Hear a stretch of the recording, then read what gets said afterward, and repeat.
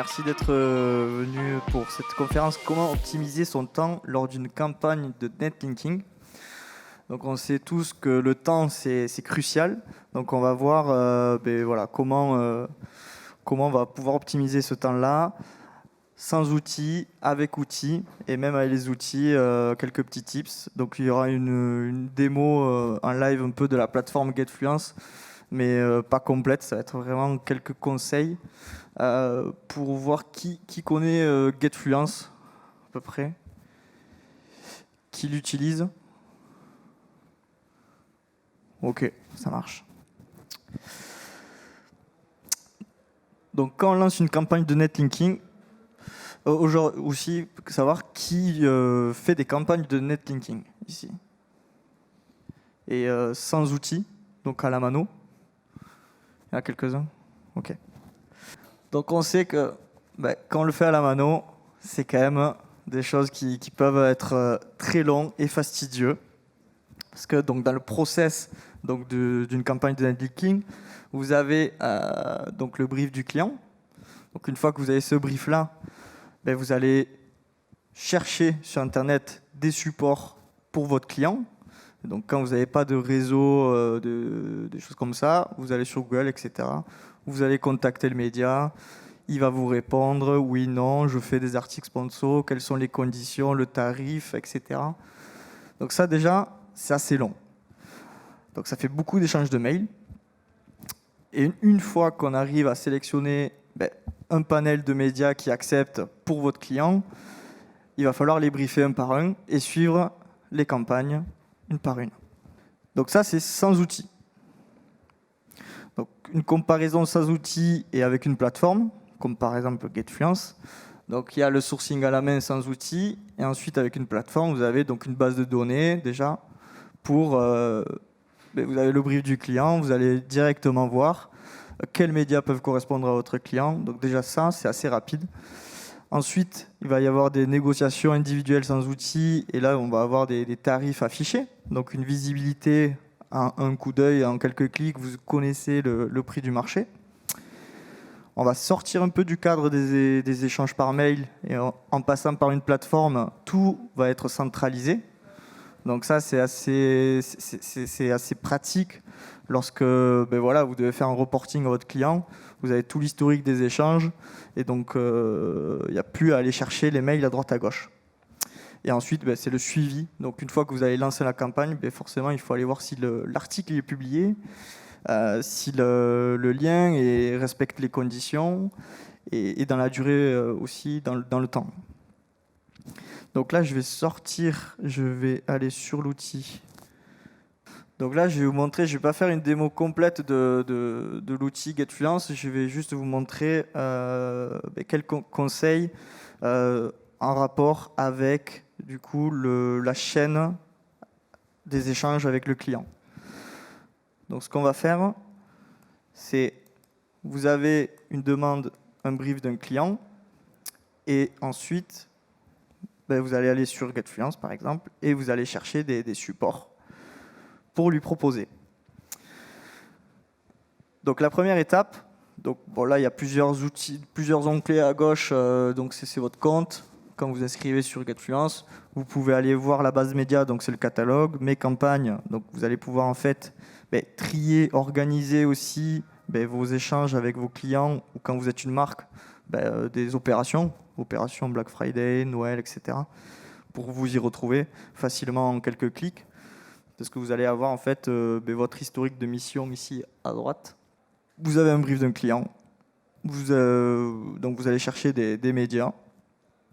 Donc admettons, vous avez une marque automobile qui vous contacte et qui vous demande des supports, des supports pour lancer une campagne de netlinking pour le dernier trimestre 2020. Donc vous allez sur le catalogue, vous dites voilà, moi je vais aller dans l'automoto, et peut-être des sites dans l'actualité médias généralistes pour aussi élargir un petit peu le panel en France. Et ensuite, vous avez plus de filtres. Donc là, vous avez des filtres de prix, des filtres du nombre de minimum de mots. Et ici, vous avez des filtres donc, pour pousser un peu plus le catalogue. Dire, moi, c'est plus, donc je cherche des liens en dofollow, par exemple. La différence publi-rédactionnel, article sponsorisé, donc là c'est surtout qui rédige l'article. Publi-rédactionnel, on va fournir l'article aux médias. Article sponsorisé, ça va être le média qui rédige, donc le blogueur, le journaliste en question.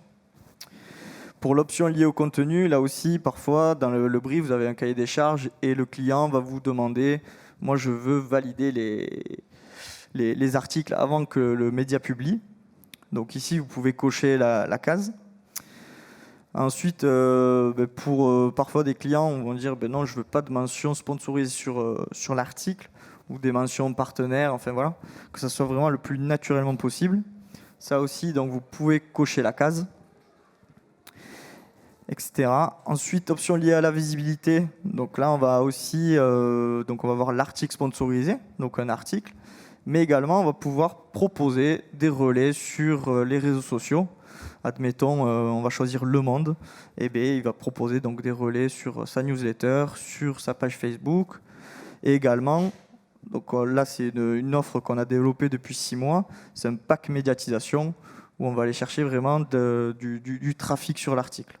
Donc par exemple, Le Monde, il va proposer du display qui va tourner autour de son site pour attirer un maximum de visiteurs, d'audience sur l'article.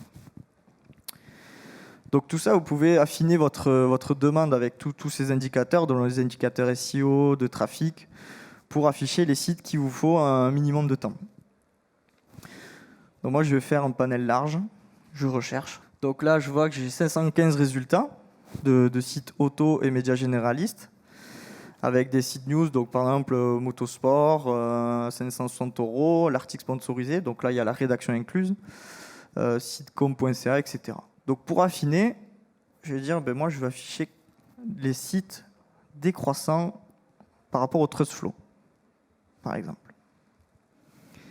Et donc là, je vais avoir les sites Le Monde, Libération, L'Express, etc. qui va, donc les Trustflow les plus importants ou moins importants, où vous pouvez faire aussi des filtres de recherche par prix. Là, vous dites, voilà, 14 000 €, mon client il n'a pas ça, c'est pas BMW, ça peut être une petite marque. Donc je vais dire, je mets jusqu'à 3 000 €.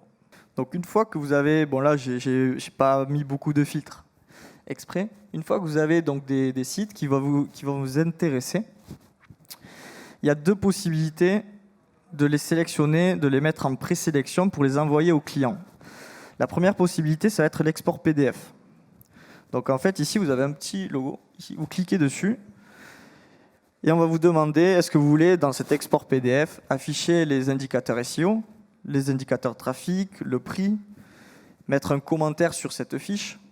Et donc là, vous allez pouvoir personnaliser cette fiche. Et pour quel client? Donc moi, je veux tout afficher. Je peux mettre un commentaire test. Et on peut dire, c'est pour un client, le nouveau client. Et donc là, vous allez faire tout ça. Donc si vous en sélectionnez une dizaine, vous allez sélectionner tetu.com, export PDF, et vous l'ajoutez à cette liste. Une fois que vous avez sélectionné les 10 sites, par exemple, donc là, vous avez votre onglet export PDF. Et là, vous avez vos sélections pour vos clients. Et donc là, vous allez cliquer, par exemple, c'est pour ce client-là. Il peut être français, anglais, espagnol, allemand, vous pouvez choisir la langue. Vous pouvez configurer l'export PDF, parce que aussi c'est bien d'avoir votre logo, la couleur de l'entreprise, vos coordonnées, etc. Donc tout ça, vous pouvez le configurer ici, pour que vous ayez vraiment l'export à l'effigie de votre entreprise. Donc là, on va l'exporter, je vais vous montrer un peu le rendu. Donc là, vous aurez votre logo ici, en haut, avec la couleur ici de votre entreprise. Surtout, toutes les couleurs vont être regroupées. Et donc, vous allez avoir des fiches médias que vous allez pouvoir envoyer à vos clients telles quelles pour gagner du temps sur cette phase de présélection de site. Donc ça, c'est surtout pour de l'upsell, pour des médias qui sont à plus de 500-600 €. Souvent, on les envoie en Excel. Donc là, ça appuie, ça renforce la confiance aussi auprès du client quand il sélectionne des médias avec des beaux budgets. Voilà, ça appuie un peu la présentation. Donc ça, déjà, ça permet de faire gagner du temps sur cette phase en amont, en avant-vente. Donc ça, c'est la première façon de procéder. Et la deuxième façon de procéder, en fait, ça va être donc l'export Excel. Donc l'export Excel, je reprends un peu. Donc j'ai les sites qui m'intéressent. Je dis ce site-là m'intéresse, celui-ci également, celui-ci, etc. Pour les envoyer à mon client. Je valide. Ici, les sites que j'ai sélectionnés, je vais pouvoir dire c'est pour mon client de test. Je l'applique à tous mes sites là. Et là, je vais les mettre de côté. Je suis en avant-vente, je les mets de côté. Donc, ils sont ici. Je reviens dans mes campagnes. Et là, j'ai mes 6 sites qui sont en attente, qui sont mis de côté. Et je vais pouvoir, ici à droite, vous avez un bouton « Exporter l'émission au format Excel ». Donc ce bouton, voilà, il va être utile pour les missions en avant-vente et aussi pour les reporting. Une fois que vous avez fini la campagne, ici il y a 37 sites, 37 missions qui ont été faites. Vous avez ici aussi le bouton Excel et vous aurez en fait tous les sites avec les URL, etc. Je vais vous montrer. Donc là, j'exporte. Voilà, donc là, il y a plein de lignes. Ce qui va nous intéresser pour vos clients, ça va être le prix, vous pouvez donc l'enlever, etc., le modifier, le nom de domaine, donc le site, les indicateurs SEO, le nombre de visites, et ensuite les conditions. Est-ce qu'il y a besoin de valider avant publication? Oui, non. Le nombre de mots dans l'article. Est-ce qu'il y a un relais en page d'accueil? Est-ce que le lien est en dofollow? Le choix de catégorie, est-il possible? La durée de vie. Et s'il y a des relais sur les réseaux sociaux. Donc ça, vous allez pouvoir l'envoyer également pour vous permettre de gagner du temps dans cette phase avant-vente. Une fois que le client il a dit sur les 6 sites que vous avez envoyés, il y en a 4 qui m'intéressent, vous revenez tout simplement sur la plateforme. Donc ici, dans mes campagnes, vous cliquez sur le chiffre 6. Donc ils sont dans l'onglet mise de côté. Et vous allez cliquer sur la flèche verte pour revenir, pour aller là plus loin, pour passer la commande. Et donc là, vous dites, sur les 6, il a sélectionné ces 3. Donc je les déplace vers le panier. Et les autres, je les supprime.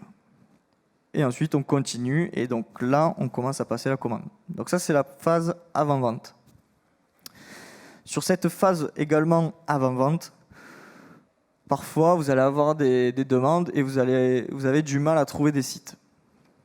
Donc là, il existe également un onglet « Recherche de sites »,« Demande de recherche ».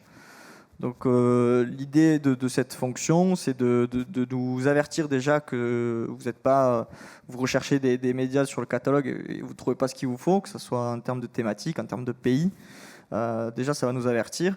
Puis nous, on va vous contacter et savoir un petit peu le besoin et creuser, voir si on peut, nous, de notre côté, aller chercher des nouveaux sites pour vous.